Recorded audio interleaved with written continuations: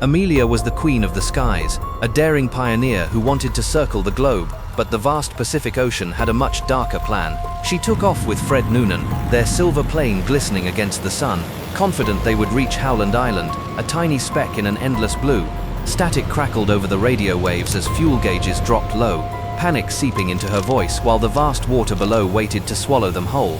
The transmission cut out abruptly, leaving only the terrifying sound of white noise, a haunting silence that signaled the end of the world's most famous pilot.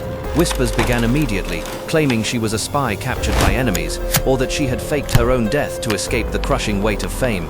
The United States Navy launched the most expensive air and sea search in history, scouring the ocean surface for any sign of the missing Lockheed Electra.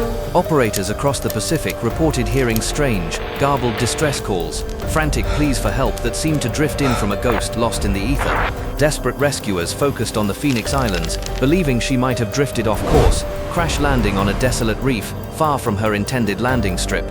Investigators analyzed wind patterns and fuel consumption, trying to calculate exactly where the plane ran dry, hoping to pinpoint the precise location of the tragedy. Some believed she landed in the Marshall Islands, taken prisoner by the Japanese military, forced into silence while her country looked for her in the wrong place. Despite the massive fleet of ships and planes, the ocean refused to give up its secrets, hiding the wreckage beneath miles of dark, crushing water.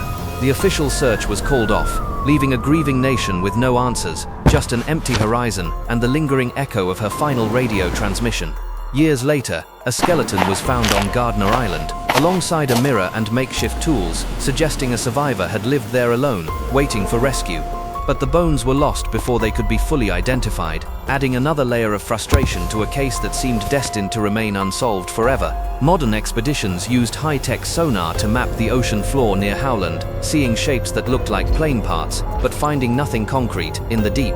A grainy photograph surfaced, allegedly showing Amelia and Fred on a dock in the Marshall Islands, reigniting the theory that they survived the initial plane crash. The photograph was debunked, proving to be from an older book, crushing the hope that she lived a secret life after her disappearance from the sky. A piece of aluminum found on Nikumaroro was matched to her plane, a tantalizing clue that she died as a castaway, thirsty and utterly alone.